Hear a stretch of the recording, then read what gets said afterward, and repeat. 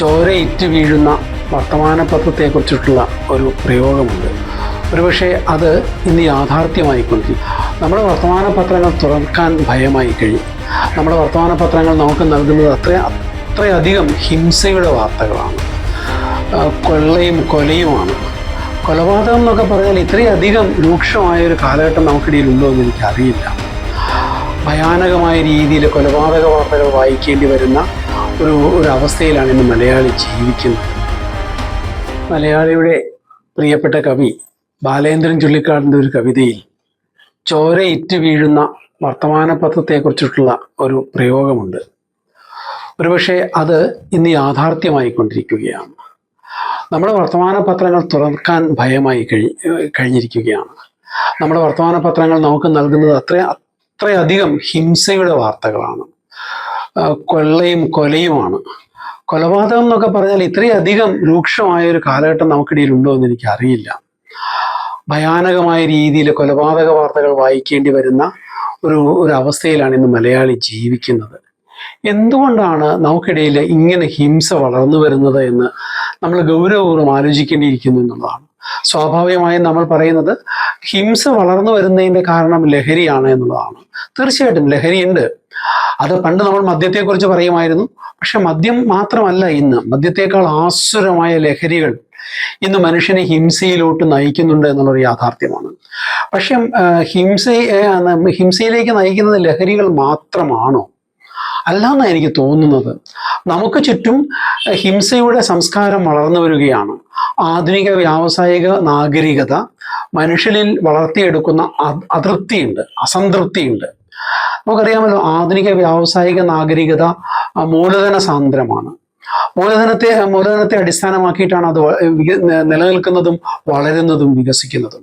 മൂലധനം നിലനിൽക്കണമെന്നുണ്ടെങ്കിൽ, വളരണമെന്നുണ്ടെങ്കിൽ അതിന് ലാഭം അനിവാര്യമാണ്. മൂലധനത്തിന് ലാഭം ഉണ്ടാക്കാൻ കഴിയണമെന്നുണ്ടെങ്കിൽ അതിന് ആസക്തി ഉണ്ടായേ പറ്റൂ. അതിൻ്റെ ഗുണഭോക്താക്കളായ മനുഷ്യരിൽ ആസക്തി ഉണ്ടാക്കിയെടുത്തേ പറ്റൂ. അങ്ങനെ സാധാരണ മനുഷ്യരിൽ വളർത്തിയെടുക്കുന്ന ആ ആസക്തിയിൽ നിന്നാണ് ഒട്ടും തൃപ്തിയില്ലാത്തൊരു ലോകത്തേക്ക് അവൻ എടുത്തു മാറ്റപ്പെടുന്നത്. ഒന്നിലും അവന് തൃപ്തിയില്ല എന്നതാണ് യാഥാർത്ഥ്യം. അവൻ്റെ ദൈനംദിന ജീവിതത്തിൽ, അവൻ്റെ വ്യവഹാരങ്ങളിൽ എവിടെയും മലയാളിക്ക് ഒരു തൃപ്തി അനുഭവിക്കാൻ കഴിയുന്നുണ്ടോ എന്ന് എനിക്കറിയില്ല. അത് രാഷ്ട്രീയത്തിലാവട്ടെ, സാമൂഹിക ജീവിതത്തിലാവട്ടെ, ആത്മീയ ജീവിതത്തിലാവട്ടെ, എവിടെയെങ്കിലും മലയാളിക്ക് ഒരു തൃപ്തി അനുഭവിക്കാൻ കഴിയുന്നുണ്ടോ? അടിസ്ഥാനപരമായും ഈ അതൃപ്തിയിൽ നിന്നാണ്, ആധുനിക വ്യാവസായിക നാഗരികത വളർത്തിയെടുത്ത ഈ അതൃപ്തി നിറഞ്ഞ അന്തരീക്ഷത്തിൽ നിന്നാണ്, ഉപഭോഗ സംസ്കാരമായ ജീവിത പരിസരങ്ങളിൽ നിന്നാണ് ഹിംസ വളർന്നു വരുന്നതെന്നാണ് എനിക്ക് തോന്നുന്നത്. ആ ഹിംസയെ വളർത്തിയെടുക്കുവാൻ വേണ്ടി ഈ ആധുനിക വ്യാവസായിക നാഗരികത ലഹരിയെ ഉപയോഗിക്കുന്നുണ്ട്. എല്ലാ തരത്തിലുള്ള ഭൗതിക സാഹചര്യങ്ങൾ ഉപയോഗിക്കുന്നുണ്ട്. നമ്മുടെ സിനിമകൾ എന്താണ് സംവേദിക്കുന്നത്?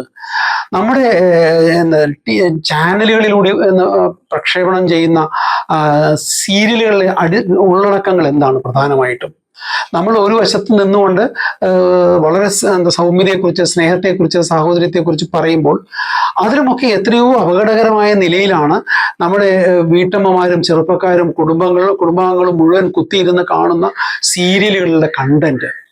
അത് സ്ത്രീവിരുദ്ധമാകുന്നു, സംസ്കാരവിരുദ്ധമാകുന്നു, ഹിംസാത്മകമായി കൊണ്ടിരിക്കുന്നു. ആരും ശ്രദ്ധിക്കുന്നില്ല എന്നിരിക്കുന്നു. നമ്മുടെ സിനിമകൾ എത്രയധികം വയലൻസുകൾ നിറഞ്ഞതായി മാറിക്കഴിഞ്ഞിരിക്കുന്നു. നമ്മുടെ സിനിമകൾ, നമ്മുടെ സാഹിത്യങ്ങൾ എങ്ങോട്ടേക്കാണ് ഇതിൻ്റെ യാത്ര? ഗുരുതരമായ ഒരു പ്രതിസന്ധിയിലൂടെയാണ്, എല്ലാ തരത്തിലുള്ള ഒരു പ്രതിസന്ധിയിലൂടെയാണ് മലയാളി കടന്നു പോകുന്നത്.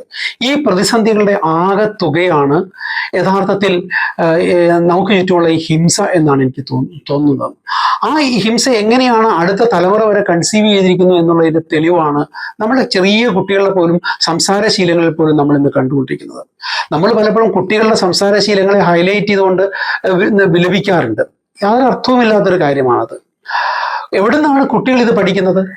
അവൻ്റെ വീട്ടിൽ നിന്നാണ് അത് പഠിക്കുന്നത്. അവൻ്റെ വീട്ടിലെ വയലൻസ് നമ്മൾ കാണാതെ പോകുന്നു. അവൻ്റെ ജീവിത പരിസരങ്ങളിലെ വയലൻസ് നമ്മൾ കാണാതെ പോകുന്നു. അവനെ വയലൻസ് പഠിപ്പിക്കുന്നത് അവൻ്റെ വീട്ടിൽ നിന്നാണ്, അവൻ പഠിക്കുന്ന വിദ്യാലയത്തിൽ നിന്നാണ്, അവൻ ജീവിക്കുന്ന ജീവിത പരിസരങ്ങളിൽ നിന്നാണ്. ഇവിടെയൊക്കെ വയലൻസ് വന്ന് നിറയുകയാണ്.